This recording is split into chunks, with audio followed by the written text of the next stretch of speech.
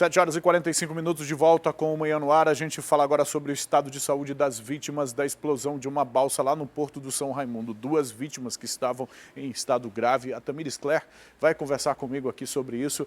Bom dia, Tamires. Que informações há sobre o estado de saúde destas vítimas deste acidente?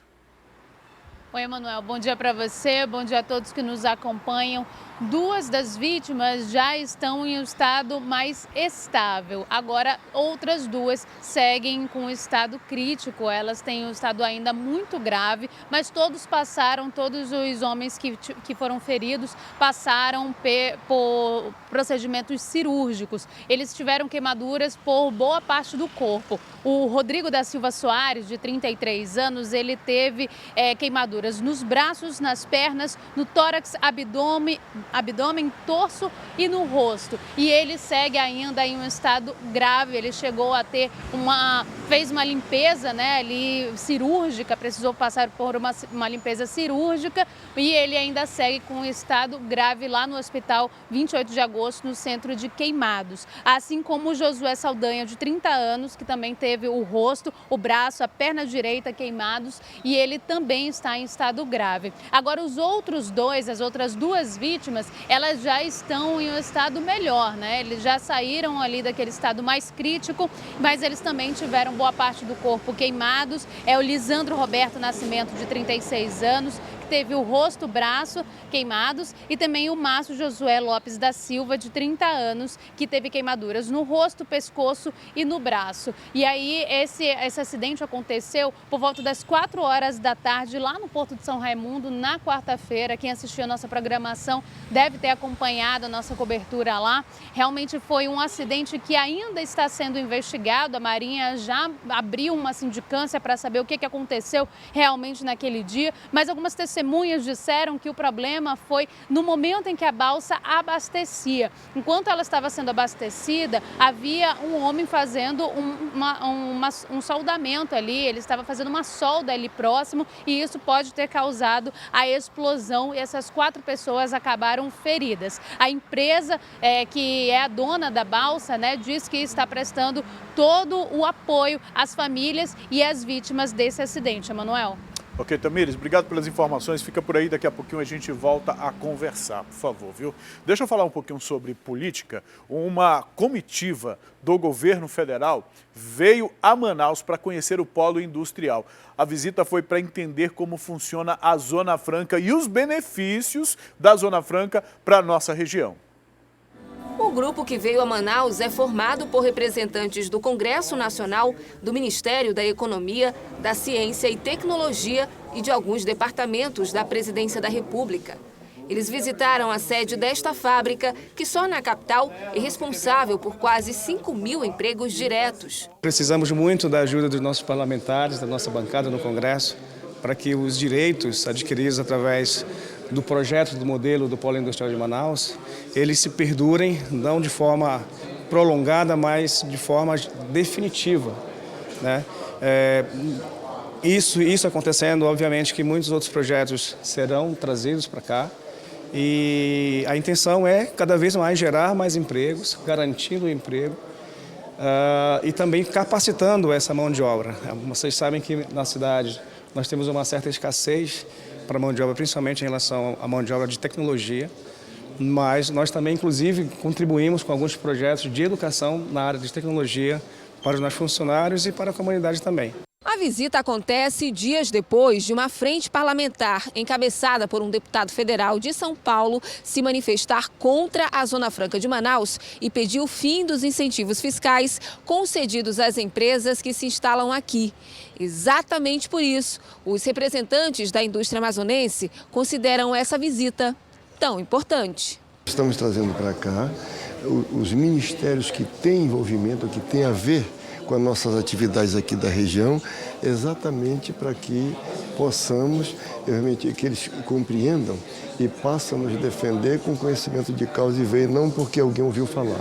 Então hoje nós estamos realmente mostrando, vai se continuar com essa programação para que os brasileiros conheçam a Amazônia e conheçam o modelo Zona Franca de Manaus, que é um projeto exitoso, é um projeto não da região, mas é um projeto do Brasil. O complexo industrial visitado nesta quinta-feira produz 7 diferentes produtos. É a maior fábrica da gigante tecnológica coreana no Brasil e tem o maior faturamento do polo industrial. Números que, segundo os representantes do governo federal, ajudam a entender melhor a importância do modelo econômico Zona Franca. Já conhecia bem a Zona Franca de Manaus e acho que esses incentivos são de capital importância porque eles favorecem os investimentos que são feitos aqui. O subsecretário de Planejamento de Infraestrutura Subnacional, órgão ligado ao Ministério da Economia, estava na comitiva. Ele garantiu que a logística na região é uma das prioridades do governo federal. Muito importante que nós estejamos aqui, na pauta do governo de Menos Brasília e Mais Brasil, de estar aqui ouvindo e entendendo essas especificidades, entendendo as particularidades da região. É o que nos motiva, que nos traz aqui, para entender essas pautas e trabalharmos juntos. Juntos a partir de Brasília, das instituições do governo federal, mas também com o governo local, com as lideranças locais, para encontrarmos essas soluções comuns. Agora vamos falar do cenário político estadual. Servidores do Amazonas devem receber a primeira parcela do 13º salário ainda este mês. Nesta quinta-feira, ontem, os deputados votaram e aprovaram por 18 votos a favor e 1 contra uma proposta de emenda do governo que autoriza o uso de recursos da AFEAM para o pagamento do benefício. A proposta de emenda à Constituição foi votada em 2 turnos e aprovada. O texto não considera crime de responsabilidade o remanejamento de recursos do Fundo de Apoio a Micro e Pequenas Empresas e Desenvolvimento Social e justifica que esse dinheiro vai ser usado para o pagamento dos servidores públicos do Executivo Estadual. Esse recurso que a gente autorizou que seja usado, ele não está no cofre da FEAM. Esse recurso está nas instituições financeiras, está no mercado financeiro com aplicações. Então, assim, a gente está tirando aí de 2, 3 bancos para poder ajudar a pagar o 13º, que vai alcançar aí 100 mil servidores ativos e inativos do estado todo. Outra mudança aprovada foi a que limita o valor a ser remanejado de até 300 milhões de reais. Os recursos são administrados pela AFEAM, que, segundo os deputados, não chega a investir todo o dinheiro à disposição. No ano passado, foram aplicados cerca de 70 milhões de reais dos mais de 400 milhões disponíveis no fundo. A função de fomento, a função de banco, de apoio ao pequeno, ao médio produtor, não vai atrapalhar. Esse dinheiro está lá disponível. Como não tem propostas, demandas oriundas do setor primário, do setor agropecuário, suficiente para que esse dinheiro seja totalmente investido, o governo do estado está lançando mão provisoriamente desses recursos para pagar o 13º. Por falta de recursos, o governo ainda não pagou a primeira parcela do 13º, normalmente depositada na metade do ano. A expectativa é que o benefício comece a ser pago ainda este mês. Segundo a líder do governo, além do destrave dos fundos da AFEAM, também vão ser usados recursos do Fundeb e do próprio estado para garantir o pagamento. O governador deve anunciar de que forma vai ser feito esse pagamento do 13º. A previsão que a gente tem conversado é que ele seja feito em 2 parcelas, mas incluindo o salário e as 2 parcelas dentro de um período de 40 dias, o servidor público, vamos dizer assim, ele possa ter ali a possibilidade de receber 3 vezes, que são as 2 parcelas do 10º, mais o seu salário do mês. Falando em Amazonas e política, o estado do Amazonas foi mencionado pelo presidente Jair Bolsonaro durante a abertura do Fórum de Investimentos Brasil 2019, realizado lá em São Paulo ontem. Em sua fala, ele destacou a pretensão de explorar o estado de forma sustentável. Traz a Tamires Cler, por favor, para conversar com a gente sobre este assunto. Tamires, o presidente explicou como isso aconteceria, como essa exploração sustentável pode ser feita aqui no estado do Amazonas? Emanuel, a fala do presidente foi voltada justamente para fazer com que os empresários pudessem investir na Amazônia. E como o governador Wilson Lima também estava presente, ele também mencionou o governador Wilson Lima, falou que com a ajuda dele seria possível, então, fazer uma exploração sustentável. Lembrando que isso já é algo que o presidente vem falando há bastante tempo. Ele normalmente toca nesse assunto de exploração aqui da Amazônia, com alguma cautela, dizendo que vai ser de uma forma realmente sem destruir o que a gente já tem aqui, sem destruir o meio ambiente. Essa fala foi voltada para cerca de 1.500 empresários nacionais e internacionais e é um evento realmente muito grande que atrai muitos investidores que têm muito capital. Então essa fala foi justamente para fazer com que esses investidores pudessem ter interesse aqui nessa região amazônica e aí propôs então que eles começassem esse tipo de negociação já com o governo do estado. Emanuel. Tamires, agora a gente tem uma situação de que o Amazonas vai receber verbas do pré-sal. Finalmente, o Congresso Nacional repartiu o bolo lá do pré-sal para todo mundo, tá todo mundo satisfeito. Vai sobrar alguma coisa para a gente aqui? Você tem essa informação?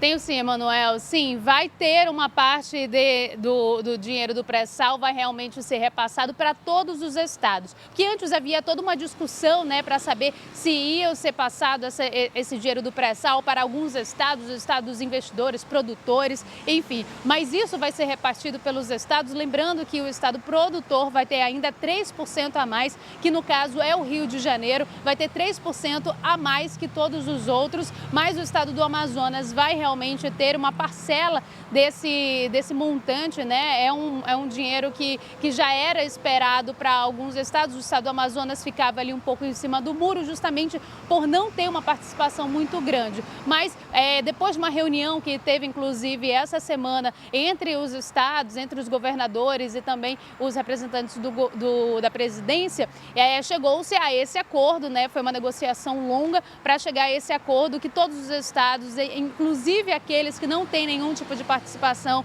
inclusive aqueles que não votaram, que não tiveram nenhum tipo de participação ativa, né, para que houvesse essa distribuição, todos esses estados vão ter realmente uma participação no pré-sal. Emanuel? Até porque é um recurso de todos nós, é um recurso da nação brasileira, é justo que isso aconteça. Tamires, muito obrigado pelas informações que você trouxe para a gente aqui no Manhã no Ar. Bom dia, bom trabalho para você nesta sexta-feira.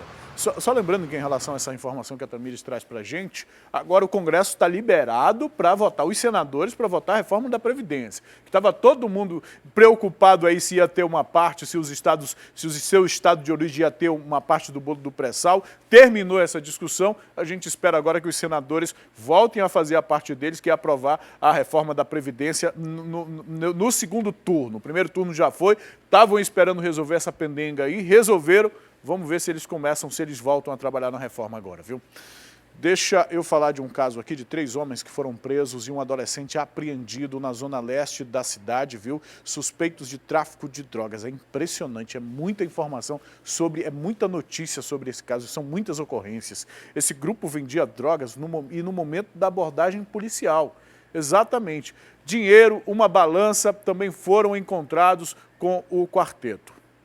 3 pessoas foram presas e um adolescente apreendido por tráfico de drogas. Eles foram identificados como Paulo Douglas Lunieri Freitas, de 24 anos, Aleph Viana da Costa, de 25, e o Whindersson Santos Salles, de 32 anos. Os policiais militares aqui da 14ª Companhia Interativa Comunitária receberam a informação sobre a comercialização de entorpecentes na rua Tancredo Neves, também no bairro Tancredo Neves, na zona leste de Manaus, e foram até o local para verificar os fatos. Quando chegaram lá, se depararam com essas 3 pessoas e mais o adolescente. Tenente, como é que vocês conseguiram identificar essas pessoas? Foi a equipe foi acionada através do Centro de Operações, informando que numa casa abandonada, no bairro Tancredo Neves, havia comércio e uso de entorpecente.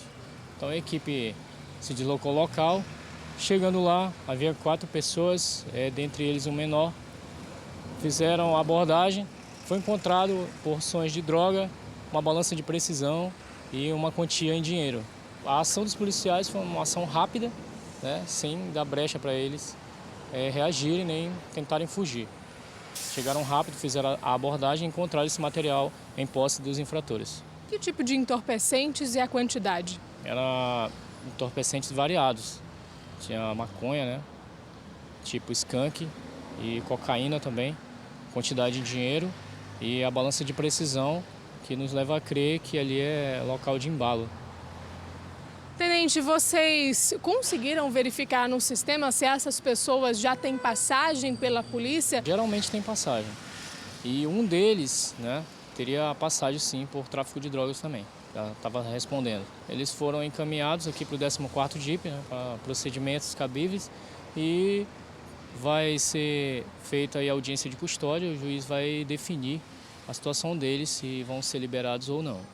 Tenente, obrigada pelas suas informações. Lembrando que você que está em casa também pode fazer denúncias, como foi neste caso aqui na rua Tancredo Neves, no bairro Tancredo Neves, na zona leste de Manaus, através do 190 ou 181. Lembrando que essas 3 pessoas foram presas, encaminhadas aqui para o 14º Distrito Integrado de Polícia, a Central de Flagrantes da Zona Leste. E o adolescente, após os procedimentos cabíveis, foi encaminhado então para a Delegacia Especializada em Apuração de Atos Infracionais e deve ficar à disposição da Justiça. Vamos mudar de assunto? Olha, no domingo tem torneio de futebol de mesa lá no estádio Carlos Zammit, na Zona Leste. Enche a tela aí para as pessoas de casa verem o que é o futebol de mesa. Tem muita gente que gosta disso aí, viu? O evento servirá para o ranking amazonense da categoria. Vamos assistir.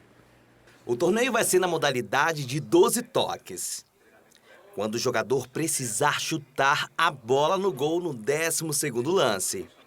A pontuação dessa disputa vai servir para o ranking amazonense da categoria, que é utilizado para definir as vagas para competições nacionais. O principal objetivo da Federação Amazonense é alcançar índices para participar de competições realizadas no país.